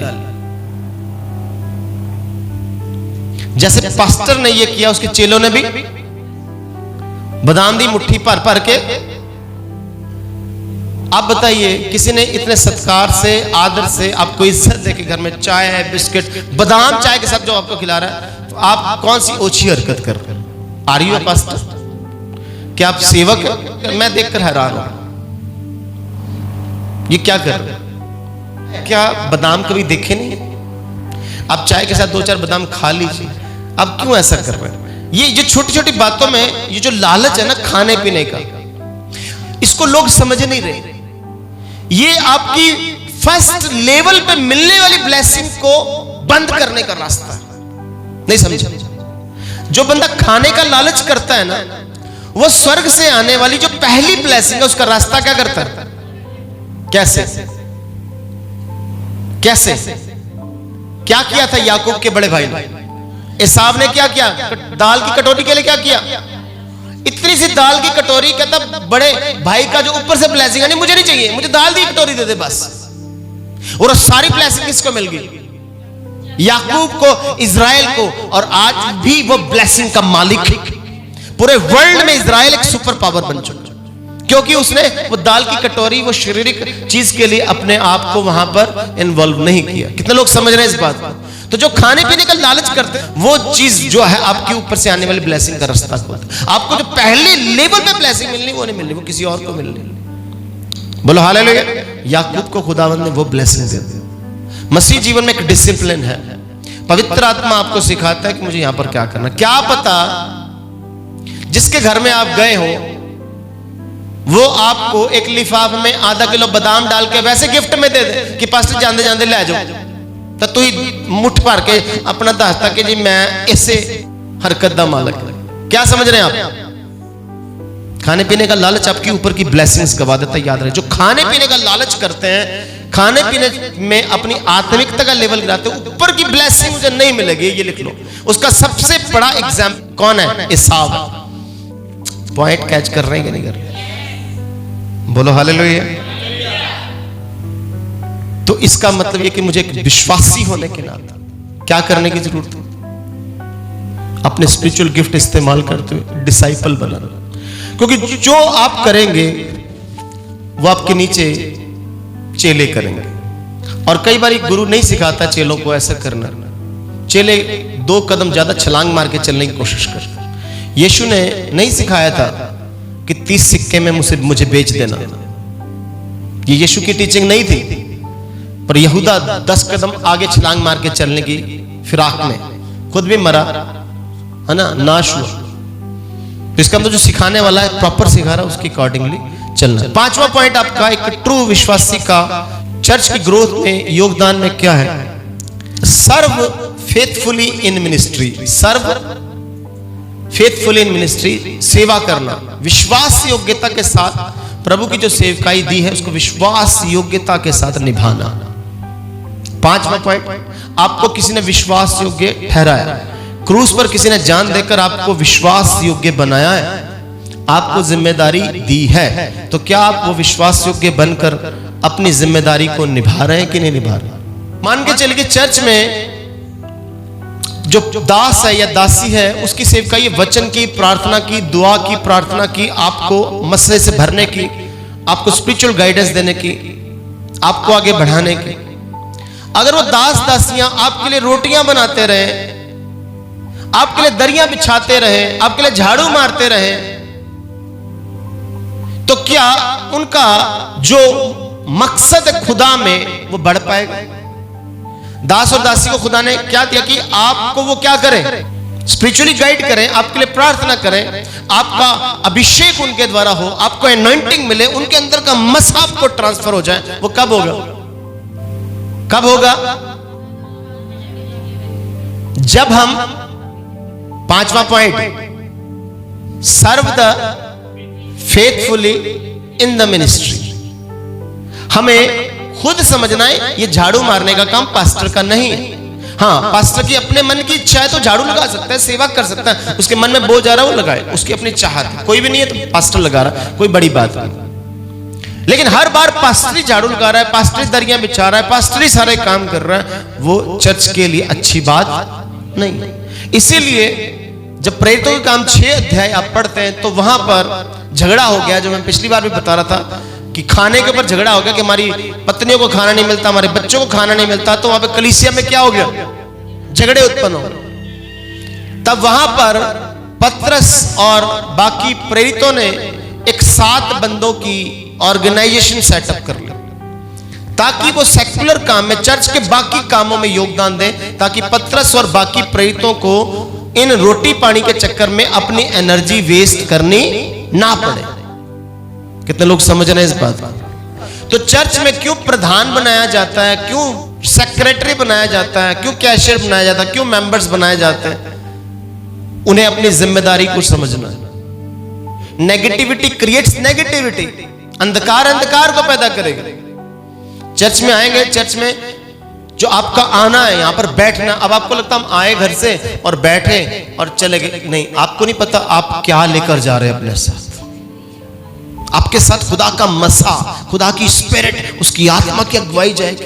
रास्ते में कई तरह के प्रॉब्लम से खुदा आपको बचाएगा। आप आए और खुदावंद ने अपने दूतों की भीड़ आपके साथ भेज दी, आपको नजर नहीं आ रही, आपको ये आम सी बात लग रही। क्यों? उसने कहा कि जो जो उस दिन को निकट आते देखो, आपस में मिलना, ये मिलन है हमारा, मिलने का है, गवाही देने का टाइम है। संडे को हम क्या कर रहे हैं? ये बातें नहीं प्रचार कर रहा हूं, मैं आपको बता रहा हूं कि यीशु किस कलीसिया को लेने के लिए आ रहा है। मतलबी, स्वार्थी, सेल्फिश चर्च को लेने के लिए नहीं आ रहा, वो उस चर्च को लेने के लिए आ रहा जो दूसरे का बोझ लेता है। हमारे कारण कोई व्यक्ति क्यों नाश हो जाए? अगर कोई व्यक्ति चर्च नहीं आ रहा तो शैतान उसको कैच कर सकता है। उसने दाऊद को कैच किया। दाऊद को युद्ध के मैदान में होना चाहिए था कि कोठे पर होना चाहिए था? कहां होना चाहिए था? दाऊद जी कहां थे? कहां परीक्षा आई? कहां दाऊद गिरा? दाऊद अगर युद्ध के मैदान में होता गिर सकता था? पॉसिबल नहीं। If you are out of church, possible है शैतान आपको कैप्चर कर ले। तो ये आपको फेथफुली सर्व द लॉर्ड करनी, जो मिनिस्ट्री ये सेवकाई थी, इसको फेथफुली करने की जरूरत है। मान के चलिए आपने दिसंबर के महीने कैंप फायर किया। कैंप फायर होता आग जलाते हैं, उसको कैंप फायर कहते हैं। सबको बुलाए, 2-2 लकड़ियां अपने घर से लेकर आए, है ना? और आप 2 ही बंदे लाके आए, 2-2 लकड़ा। वो कैंप फायर कितनी देर चलेगी? मान के चलो सबको बोला अपने घर से क्या लेकर आनी, ताकि कैंप फायर साढ़ा 2-3 बजे तक, 4 बजे तक कैंप फायर हो, रात तक अग जले ते आप अरमान ना बैठ के मूंगफलियां रेड़ियां खाइए ते खुदा दी महिमा करिए, है ना? लेकिन लाए कितने बंदे? तो कैंप फायर कितनी देर चलना, वो आगे कितनी देर चलनी? यही है serve the lord with faithfully, यानी सबको इक्वल। हमारी आयत ही कहां से शुरू हुई थी? इफिसियों 4:16 में हमने पढ़ा कि सब मिलकर गठकर एक साथ मिलकर ग्रोथ करना। सबको बोला सबने इक्वल करना। बोलो हालेलुया। तो बाइबल में यीशु ने कहा बहुत सारे गूंदे हुए आटे में जब थोड़ा सा खमीर मिलाया तो देखते देखते सारा आटा, ऐसा बोला। ऐसे एक व्यक्ति जब अच्छा वाला प्रभु में चल रहा है तो एक दिन वो चर्च मिस करता है, फिर 2 दिन, फिर 3 बार, ऐसे करते करते वो चर्च से हमेशा के लिए अलविदा। थोड़ा सा खमीर पूरे गूंदे हुए आटे को खमीर कर देता, थोड़ी सी गलती पूरी जिंदगी को तबाह कर देती। ऐसा पॉसिबल है, बाइबल में लिखा। अगर कोई व्यक्ति प्रॉपर संगति में नहीं आ रहा, you have to take his burden. आपको उसका बोझ लेना क्यों नहीं आ रहा? You have to serve the Lord faithfully in this ministry. ये खुदा की सेवकाई में फेथफुली चलना है, विश्वास योग्य बनकर खुदा ने आपको चुना। आपको चुना, एक जिम्मेदारी दी है, तो मुझे अपनी जिम्मेदारी को निभाना है। अगला पॉइंट वह है उदारता से देना। Give generously. 6th पॉइंट क्या है? Give generously. अब सिर्फ सेवकाई करना, ये इतने पॉइंट्स जो हमने पहले किए वही काफी नहीं है। चर्च की ग्रोथ में, चर्च की बढ़ोतरी में, चर्च की तरक्की में एक इंडिविजुअल जो विश्वासी है उसको क्या करने की जरूरत है? उसे जेनरसली, उदारता के साथ दान देना है। अपना दान, अपने दशमांश, अपनी भेंटें, अपना आदर उसे जेनरसली देना है, उदारता से देना है। उदारता का मतलब धक्के से, प्रेशर से, बोझ से, बर्डन से नहीं। कैसे देना है? जेनरसली। इसको समझने के लिए हमें मक्की दुनिया की कलीसिया पर ध्यान करने की जरूरत है। बहुत सारी कलीसियाएं थी पौलुस के समय में जो बड़ी रिच कलीसियाएं थी। कुरिन्थियों की कलीसिया जो थी बड़ी रिच कलीसिया थी, सबसे ज्यादा अमीर कलीसिया थी कुरिन्थियों की कलीसिया। और सबसे गरीब जो कलीसिया थी, गुरबे लोग, बिल्कुल पुअर चर्च जो था वो था मक्की दुनिया का, द चर्च ऑफ मैसेडोनिया। पौलुस कुरिन्थियों की कलीसिया को खत लिख रहा है, सबसे रिचेस्ट चर्च को खत लिख रहा है कि तुम्हें मक्की दुनिया के चर्च से कुछ सीखना। क्या सीखना चाहिए? उदारता से देना कैसे। Give generously. गिव जेनरसली का मतलब जब आपके पास थोड़ा है, कम है, और आप पूरे मन के साथ, खुशी के साथ दे रहे, दैट इज जेनरसली गिविंग। आप समझ रहे हैं इस बात? आपको पता अब्राहम को खुदावंद ने आशीष का पिता, आशीष का मूल क्यों ठहराया? आशीष की जड़ है, वहीं से आशीष मिलेगी। द फादर ऑफ ब्लेसिंग्स क्यों कहा? क्योंकि उसके पास कोई 15, 20, 25, 100, 150 बच्चे नहीं थे, एक लौता पुत्र था, उस खुदावंद ने मांग लिया। Give generously. तो लोग सुनो, इस बात की गहराई को मैं आपको समझाना चाहता हूं। मक्की दुनिया की कलीसिया गरीब थी और उन्होंने, ये नहीं कि पौलुस ने उनको बोला कि तुम दान दिया करो, दान दिया करो। नहीं, पौलुस ने नहीं उनको बोला। उन्होंने पौलुस को बोला कि हमें यरूशलेम की कलीसिया के लिए दान देने का मौका दिया जाए।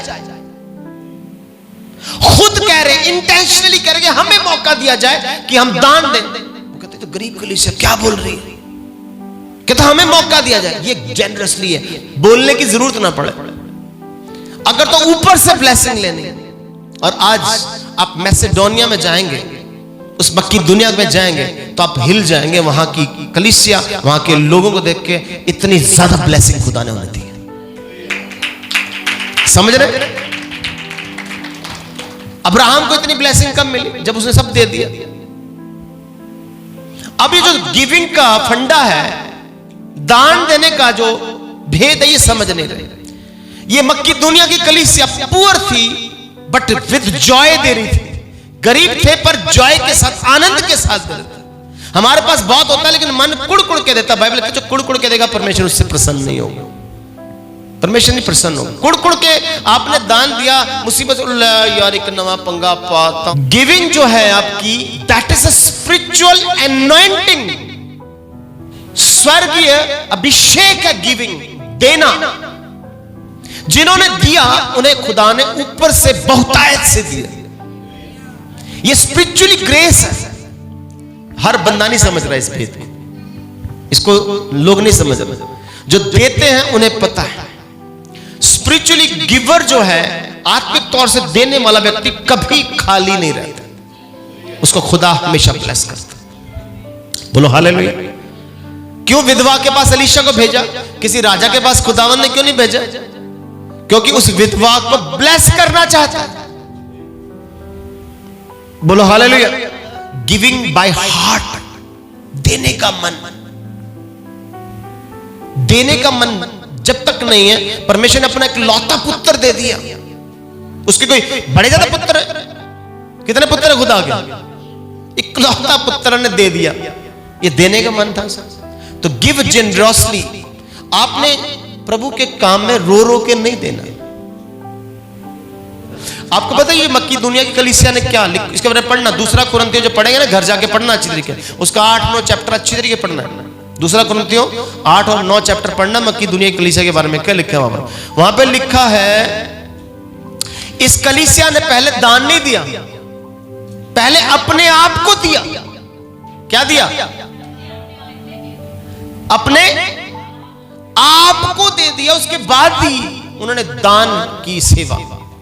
बोलो हालेलुया। आप में से जितने लोग दान करते हैं, सेवा करते हैं, प्लीज प्रार्थना जरूर किया करें, प्रभु मेरे मन में 1% में नेगेटिव बात ना आए। 100% गारंटी के साथ कहता हूं खुदा आपको बहुत सुपर ब्लेस करेगा।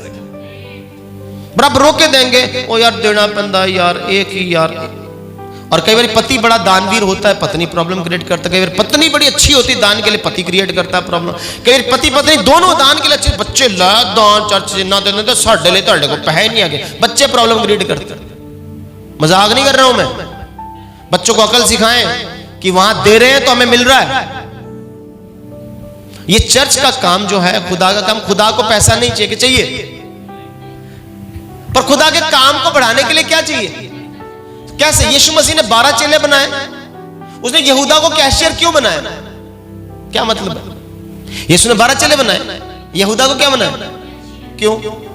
सेवकाई के लिए क्या चाहिए था? सेवा को बढ़ाने के लिए। यीशु ने, मैं तो खुदा का पुत्र, मैं तो पैसे दे, चलो अब पैसे तो बगैर ही काम चलूगा। कोई नहीं होगा काम। खुदा का काम पैसे के बगैर नहीं। यीशु को खुद कैशियर रखना पड़ा।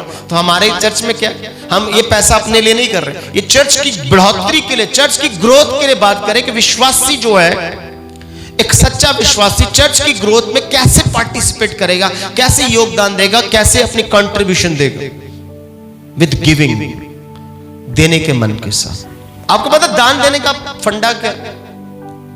दान देने का मतलब है कि बहती नदी, लगातार जो नदी बह रही है, जो लगातार बह रही है, फ्रेश वाटर देगी, ताजा वाटर देगी, मिनरल से भरा पानी देगी। और अगर नदी रुक गई तो पानी ठहर जाएगा, सड़ जाएगा, कीड़े पड़ जाएंगे, बदबू मारेगा। आपको खुदा ने कैसा पानी बनने के लिए कहा? ये फ्लो चलता जाना, आपके देने का फ्लो कंटिन्यू जब चल चलता रहेगा तो ऊपर से फ्लो बंद होगा नहीं, ऊपर से फ्लो नहीं होगा, पहाड़ों का पानी बंद नहीं होगा, पहाड़ों में बर्फ आनी बंद नहीं होगी, बारिश पड़नी बंद नहीं होगी। खुदा इस सर्कल को कंटिन्यू रखेगा।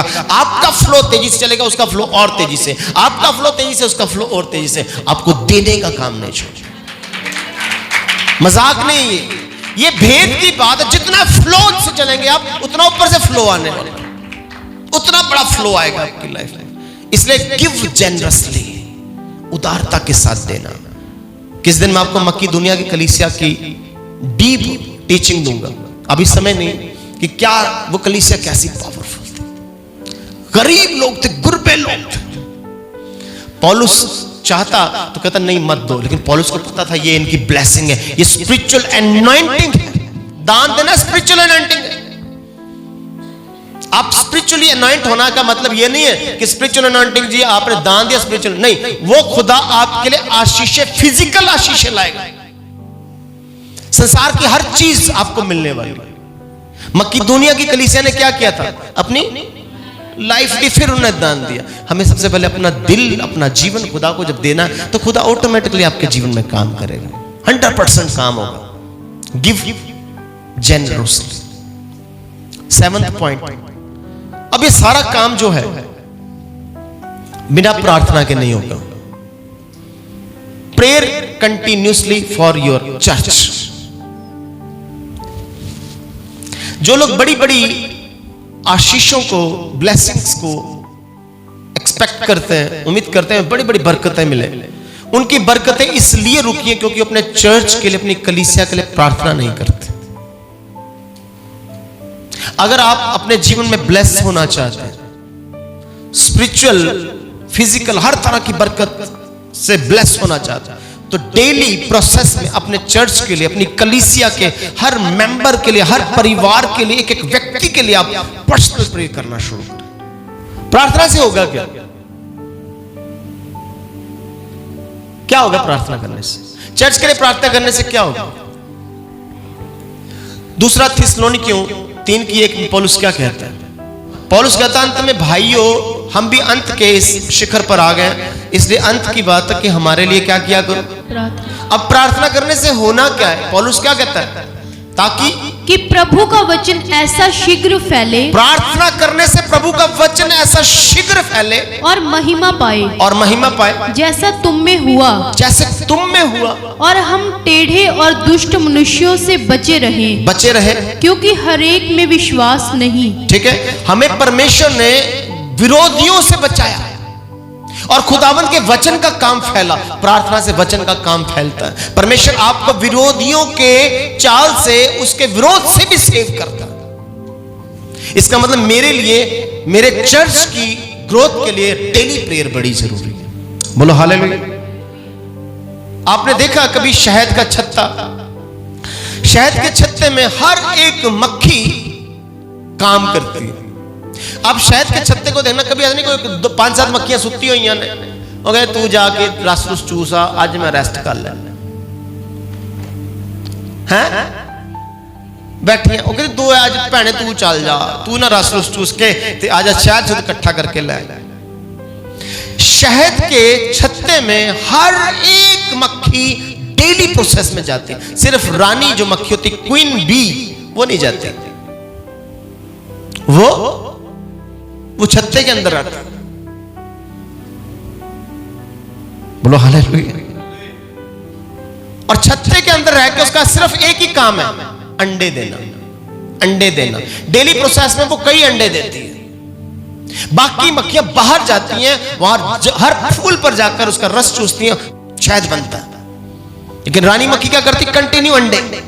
जो खुदा का दास है वो कंटिन्यू आपके लिए वचन के प्रकाशन पैदा करता है, वचन के भेद आपके लिए प्रकट करता है, आपके लिए नई टीचिंग, नई शिक्षा, नया मसला इकट्ठा करता है। डेली रूटीन में आपको बाहर जाके लोगों को पहुंचाना सुसमाचार। डेली प्रोसेस में मधुमक्खी क्या करती है? जाएंगी, सारी मक्खियां जाएंगी और इकट्ठी आएंगी। इसका मतलब चर्च एक मधुमक्खी के छत्ते की तरह है। ऐसा नहीं कि रानी मक्खी कुछ काम नहीं करे, उसका काम ज्यादा है। डेली प्रोसेस में अंडे देना, क्योंकि जब तक अंडे नहीं दिए जाएंगे, उन्हें बताया नहीं जाएगा कि कैसे ग्रोथ कैसे होनी है, बच्चे कैसे आएंगे, ये हमारा छत्ता कैसे बढ़ेगा, शहद ज्यादा कैसे बनेगा। तो शहद का बनना एक एक मक्खी का कंट्रीब्यूशन है।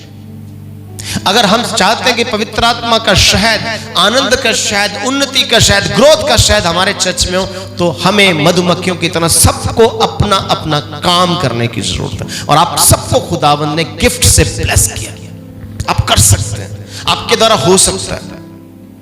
बोलो हालेलुया। परमेश्वर आपको प्रार्थना में बढ़ाना चाहता, प्रेयरफुल बनाना चाहता। जब अपने चर्च के लिए प्रार्थना करेंगे तो खुदा आपको ब्लेस करेगा। बोलो हालेलुया। तो एक व्यक्ति, एक विश्वासी चर्च की ग्रोथ में कैसे योगदान दे सकता है, हमने 7 बातें सीखी। ये 7 बातें रेगुलर प्रोसेस में उसके जीवन में होनी चाहिए। सबसे पहले, live as a true witness of Christ, पहली चीज। Second one, preach the gospel intentionally. खुदावंत का वचन कैसे धक्के के साथ प्रचार करना, प्रेशर ना कि पास्टर जी ने कहा जाना पैंदा, दसना पैंदा अपनी गवाही, साडा तो चित्त ही नहीं करता। ऐसा आप इंटेंशनली तब तक नहीं करेंगे जब तक ऊपर पवित्र आत्मा ने सामर्थ्य नहीं दी है। नहीं तो आप you are dead church, you are not alive church, आप जीवित चर्च का हिस्सा नहीं। तो preach the gospel with intention, full intention के साथ प्रचार करना। थर्ड पॉइंट, अपने स्पिरिचुअल गिफ्ट्स। आपको स्पिरिचुअल गिफ्ट्स दिए, किसी को बहुत बेहतर दोस्ती करने का गिफ्ट है, प्यार बांटने का गिफ्ट है। कोई जाता मिनटों मिनट दिल में घुस जाता है किसी के, कोई बंदा मिनटों मिनट दिल से उतर जाता है। हाँ, 2 मिनट में पता लगता है कि हकीकत की है। कोई दिल में उतर जाने वाले लोग, कोई दिल से उतर जाने वाले लोग, तो आपको कैसे बने, दिल में या दिल से? हैं? ठीक है, प्रार्थना करनी। अगर आप दिल से उतरने वाले लोग हैं तो प्रार्थना करें, खुदा मुझे दिल में लोगों की जगह दे, लोग मुझे दिल में रखें। बोलो हालेलुया। नेक्स्ट पॉइंट, चलिए चौथा गिफ्ट की है, मेक डिसाइपल्स, चेला बनाना। बना सकते हैं, एक नशेड़ी भी अपना चेला बना सकता है। वो कहता है गोली ले चलिए, ओ यार मैनू नहीं पता कित्थों मिलती, वो मेरे नाल चल। एक नशेड़ी गोली खाने वाला भी चेला बना सकता। कहता सर मैं, मेरे को यहाँ मजदूर आते थे, मैं क्या तेनों किन्ने दस्या यार उत्थे फलानी जगह गोली मिलती, कहता मैनू इन्हें दस्या। मैं तेरा गुरु है, कहता हाँ ये मेरा गुरु है। मैं कहता नशेड़ियां भी ये चेले बनाए थे, असी चेले नहीं बना पाए। आप पॉइंट कैच कर रहे हैं, नशेड़ी तक एक्सपर्ट है चेला बनाना है, और हम next, serve faithfully in ministry, विश्वास योग्यता के साथ सेवा करनी। नेक्स्ट पॉइंट, गिव जेनरसली, और देन लास्ट। अच्छा, अब सवाल, दिक्कत कहां आ रही है सब काम करने में? हमें यहां पर दिक्कत कहां आ रही है? आप खुद कर रहे हैं, you are not sharing your thought with others. आप दूसरों के साथ शेयर नहीं कर रहे कि मेरा ये विजन है। यीशु अपना विजन लेकर आए धरती पर, फिर उन्हें शेयर किया अंद्रयास के साथ, पतरस के साथ, उनको उनके पल्ले डाली बात, उनको समझ आनी शुरू हुई बात। उन्होंने 2 बंदे और बोले, उनको शेयर किया। ऐसे करते करते 12 बंदों की टीम तैयार हो गई। तो आप कर सकते हैं, आप शेयर करेंगे यार मैं करना चाहता हूं, कैसे इसको एलैबोरेट करें, प्रैक्टिकल शेयर कैसे करें। आप अपने पास्टर की गाइडेंस में चल सकते हैं, उससे पूछें पास्टर जी ऐसे हमने प्लान किया तो कैसे करें, कर सकते हैं। आप सोचे कि यार लोग क्या बोलेंगे, लोग क्या करेंगे, और लोग की दुखी ने अपने करो।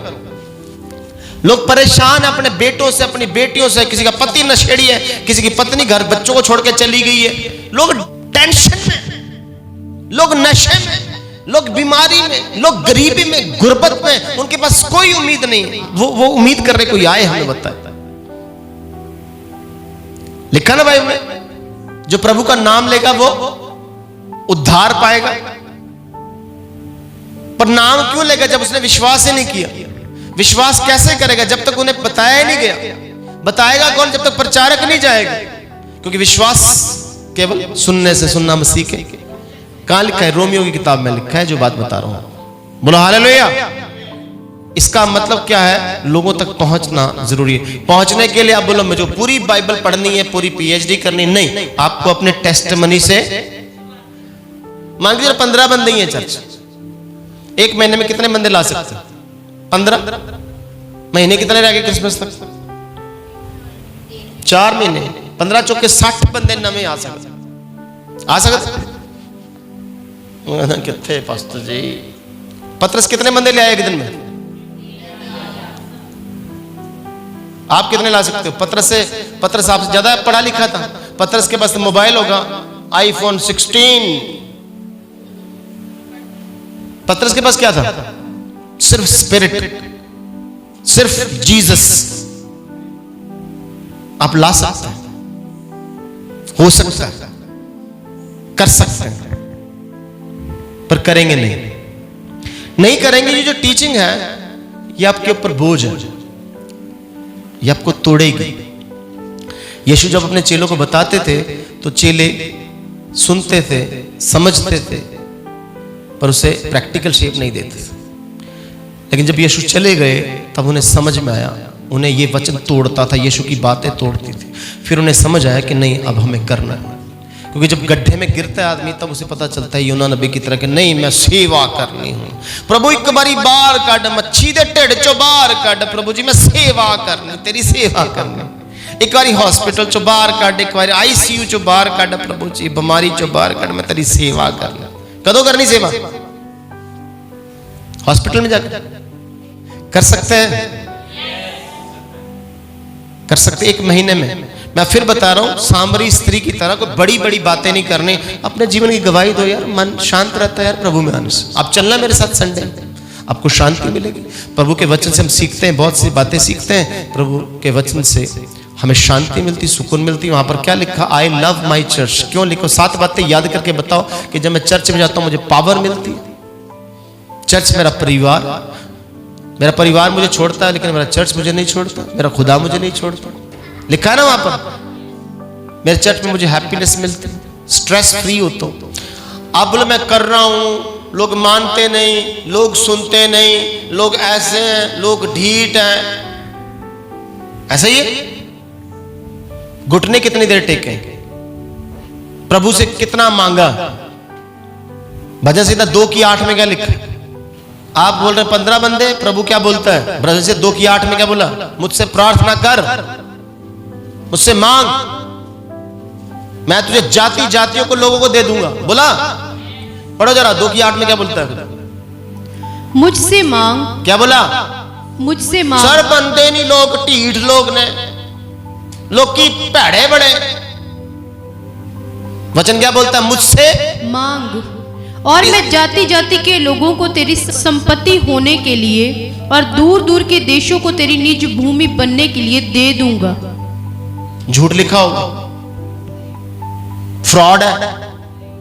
जाति जाति के लोगों को, nation of the nation will be given to you. मांगो तो सही। मांग रहे हम? नहीं मांग रहे। वो कहता दे दूंगा। उसने भजन संहिता 3000 साल पहले ये वचन, ये प्रतिज्ञा, ये वादा दे दिया, दे दूंगा, मांग ले मुझसे। आप मांग रहे? आप नहीं मांग रहे। मांग कर देखें। God is ready to give you. He is ready to give you souls. Salvation के लिए आत्माएं खुदा आपको देना चाहता है। आपको खुदा ने चुना। अगर आप इस चर्च में आए हो, ऐसे नहीं आया, आपको खुदा ने चुना, आपको खुदा ने अलग किए, आपको खुदा ने बुलाया, आपको खुदा ने इकट्ठा किया, आपको खुदा ने अपने लहू से छुटकारा दिया, आपको खुदा अपने पवित्र आत्मा में चलाने वाला है। आपको खुदा ने ऐसा बनाया कि उसका मिशन, उसका विजन आपके द्वारा पूरा हो। आपके ऊपर अधलोक के फाटक हावी नहीं होने वाले। आप यीशु के अपने, आप रियल चर्च हैं, आप कर सकते हैं। बोलो हालेलुया। थोड़ा जीवन को सुधारना होगा, अपना तौर तरीका सुधारना होगा। कर सकते हैं? हो सकता है? करें प्रार्थना इसके लिए। चलिए आंखें बंद करें। आप सब लोग अपनी आंखें बंद करें। थोड़ी देर के लिए हम प्रार्थना में जाएं। जितनी भी बातें हमने सीखी हैं, सुनी हैं, समझी हैं, ये किसी को तुच्छ दिखाने के लिए नहीं, छोटा बनाने के लिए, गिराने के लिए नहीं, ठोकर का कारण बनने के लिए नहीं। ये बात इसलिए कि खुदावंद अपने वचन के आईने में हमें हमारी सही सूरत दिखाना चाहता, और उस सूरत में हम बहुत सी कमियां देखते हैं और खुदावंद से उसका फजल, उसका अनुग्रह मांगते हैं। खुदावंद, मेरे जीवन में बहुत सी कमियां हैं प्रभु, आपके वचन के अकॉर्डिंगली मैं नहीं चल पा रही प्रभु, मैं नहीं चल पा रहा प्रभु। लेकिन प्रभु इतना विश्वास है, इतना भरोसा है कि मुझ पर आपका फजल जब होगा तो ये सब बातें मुझ में पूरी होंगी प्रभु। आप कर सकते हैं प्रभु, मुझसे शुरुआत करें प्रभु। मैं अपने चर्च के लिए, अपनी कलीसिया की ग्रोथ के लिए एक अहम हिस्सा बन सकूं। मेरी एजुकेशन, मेरा गुण, मेरा टैलेंट, मेरे स्पिरिचुअल गिफ्ट्स प्रभु यीशु मेरे चर्च की ग्रोथ का अहम हिस्सा बने। मैं ट्रू विटनेस ऑफ क्राइस्ट बन सकूं पिता परमेश्वर। मैं इंटेंशनली गॉस्पेल प्रीच कर सकूं, अपने जीवित गवाही को लोगों दे सकूं, अपने जीवन के बदलाव को बताऊं, अपनी सोच के बदलाव को लोगों को बताऊं, अपना स्वभाव बदलता वो लोगों को बताऊं प्रभु, और लोगों को बताऊं प्रभु यीशु शांति देने वाला, सुकून देने वाला, तसल्ली देने वाला और पापों से माफी देने वाला, उद्धार करने वाला खुदा है। मैं बता पाऊं प्रभु, ऐसा जीवन दे प्रभु यीशु मसीह मेरे जीवन में। प्रभु यीशु मसीह सचमुच ऐसा अनुग्रह करे कि मैं चेला बनाऊं, आपका चेला बनाऊं प्रभु, जो आज्ञा आपने दिए पिता। और इस बात को कंफर्म करूं, इस बात को मेक श्योर करूं प्रभु यीशु कि आप सदा मेरे साथ हैं प्रभु यीशु। जब आप मेरे साथ हैं तो कौन मेरा विरोधी हो सकता है प्रभु यीशु। जब हम प्रार्थना करते हैं तो पिता परमेश्वर हर एक विरोध की आत्मा को आप दूर करते हैं। जैसे पौलुस कहता है कि हमारे लिए प्रार्थना करो ताकि सुसमाचार के लिए रास्ते खुले और विरोध की आत्मा दूर हो सके पिता परमेश्वर। सचमुच पिता ये कलीसिया आपकी है पिता, ये एलिजियम चर्च अमृतसर आपका है प्रभु यीशु। इस चर्च का हर फर्द, हर सदस्य, हर फैमिली, हर बच्चा, हर नौजवान आपके लहू से खरीदा गया है प्रभु यीशु। इन्हें भरपूरी से इस्तेमाल करें, अपनी सामर्थ से भरकर इस्तेमाल करें प्रभु यीशु। ये चर्च की ग्रोथ में अहम हिस्सा दे पाए प्रभु जी। प्रार्थना का योद्धा बनाएं प्रभु यीशु। ये जेनरसली पिता सबसे पहले अपने आप को, अपने जीवन को देना सीखें प्रभु यीशु। फिर पिता परमेश्वर अपनी पॉकेट मनी से, अपनी मेहनत की कमाई से प्रभु यीशु मसीह आपके राज्य के विस्तार के लिए प्रभु जी मन खोल कर दें प्रभु यीशु। और सचमुच इनके लिए आप हेवनली डोर खोलें प्रभु जी, और एक एक पर रहम करें। हम विश्वास करते हैं प्रभु जी, जो कुछ उन्होंने सुना समझा इसे ये याद रख पाए, अपने जीवन पर लागू कर पाए पिता। ऐसा बड़ा अनुग्रह करें पिता परमेश्वर। आपने मुझे इस्तेमाल किया पिता इस शिक्षा को इन तक पहुंचाने के लिए प्रभु यीशु मसीह। आप मुझे, हमारे पूरे परिवार को ब्लेस करें पिता परमेश्वर, हमारी सेवकाई को ब्लेस करें। हम दूर दूर तक लोगों तक पिता आपके जीवित सच्चे कलाम को पहुंचा सकें प्रभु जी। एक एक पर रहम और दया का हाथ बनाए रखें। सारा आदर आपको देते हुए ये विनती, निवेदन, प्रार्थना विश्वास के साथ यीशु नाम में मांग लेते हैं, आमीन, हालेलुया।